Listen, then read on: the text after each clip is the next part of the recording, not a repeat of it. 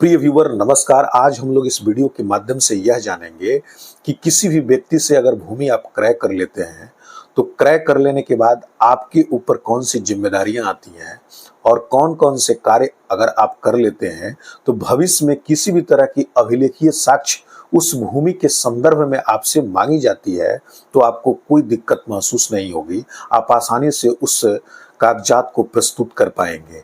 तो दोस्तों, इस वीडियो के माध्यम से हम यही आपको बताने का प्रयास करेंगे कि किसी भी तरह की कोई अभिलेखीय साक्ष्य क्रय की गई भूमि पर आपसे मांगी जाती है तो उन सारे अभिलेखों को कैसे आप दे पाएंगे और भविष्य में किसी भी तरह की अभिलेखीय साक्ष्य की जो जरूरत पड़ेगी वह सारे अभिलेखीय साक्ष्य आपके पास मौजूद रहेंगे। तो आइए हम इस वीडियो के माध्यम से इन सारी प्रक्रियाओं को समझते हैं और अपने भूमि के विरुद्ध आप सारे अभिलेखीय साक्ष्य कैसे जुटा पाएंगे इसकी प्रक्रिया को भी समझते हैं। दोस्तों, जैसा कि आप जानते हैं कि भूमि के क्रय करने के बाद ही आपकी भूमि वह नहीं हो जाती है। यह प्रक्रिया दाखिल खारिज के बाद ही आपकी वह भूमि हो पाती है। तो सर्वप्रथम भूमि खरीदने के बाद आप बिहार भूमि की साइट पर जाकर के दाखिल खारिज हेतु आप आवेदन प्रस्तुत करते हैं। आवेदन प्रस्तुत करने के क्रम में आप ये ध्यान दें कि जितनी भी एंट्रियां आपसे ली जाती हैं वह एंट्रियां पूर्णतः शुद्धतम हो, यानी किसी भी प्रकार की उसमें कोई त्रुटि न हो। नाम, पिता का नाम, डिट संख्या या उसकी खाता संख्या, रकबा और खेसरा संख्या, चौहद्दी आदि को लेकर के किसी भी प्रकार की कोई त्रुटि न हो, इसका ध्यान दें। सबमिट होने से पहले, आवेदन के सबमिट होने से पहले इसकी बारीकी से जांच कर लें और जांच करने के उपरांत ही आवेदन को सबमिट करें। आवेदन के सबमिट हो जाने के बाद आपके दाखिल खारिज के बाद जब संबंधित सीओ के द्वारा डिजिटल हस्ताक्षर के उपरांत शुद्धि पत्र जारी हो जाता है तो शुद्धि पत्र आप डाउनलोड कर लें और शुद्धि पत्र के डाउनलोड करने के बाद से सारी एंट्रियों को पुनः मिला लें। किसी भी प्रकार की उसमें एंट्री में कोई अगर त्रुटि है तो आपको परिमार्जन हेतु आवेदन प्रस्तुत करना होगा, परंतु अगर कोई त्रुटि नहीं है तो कोई दिक्कत नहीं है। ऑटोमेटिक आपका ऑनलाइन जमाबंदी जनरेट हो जाएगा और उस ऑनलाइन जमाबंदी के जनरेट होने के बाद अब आपका दाखिल खारिज संपन्न हो गया और दाखिल खारिज के संपन्न होने के बाद अब आप भू लगान हेतु पोर्टल पर जाएंगे और संबंधित जमाबंदी कंप्यूटरीकृत जमाबंदी संख्या को एंटर करने के बाद से आप भू लगान जो भी प्रदर्शित हो रहा होगा उसे ऑनलाइन पेमेंट कर दें। तो एक तो आपका दाखिल खारिज का प्रपत्र हो गया।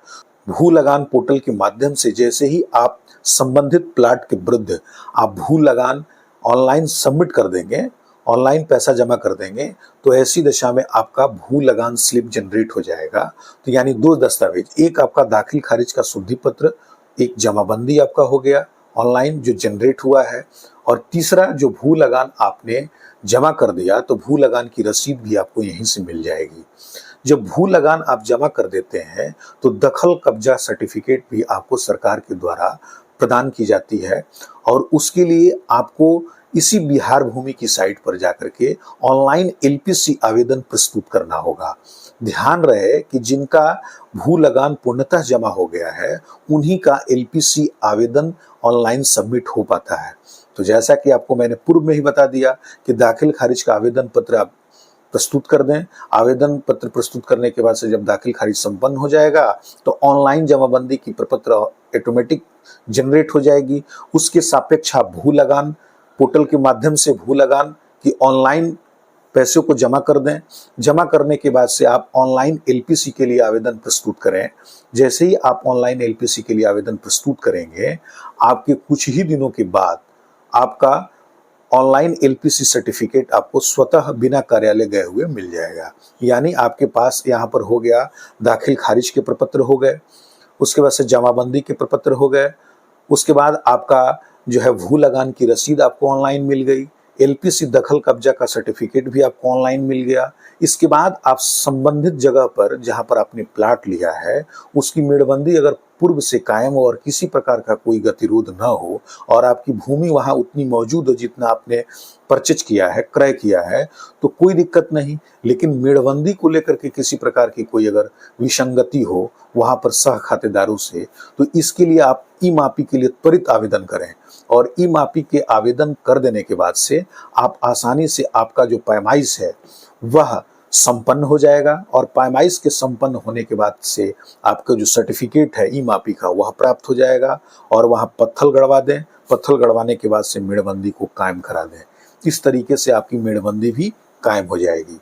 यानी अभिलेखीय स्तर पर आप पूर्णतः सक्षम हो जाएंगे और स्थलीय स्तर पर भी आप पूर्णतः सक्षम हो जाएंगे।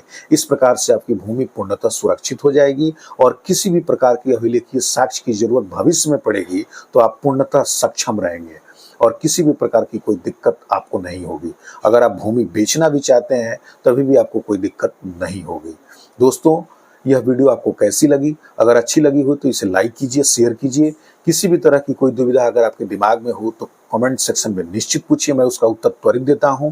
और मेरे चैनल को सब्सक्राइब करना बिल्कुल ही मत भूलिए। आपने अपना कीमती समय मेरे चैनल पर अभी तक दिया, इसके लिए बहुत बहुत धन्यवाद।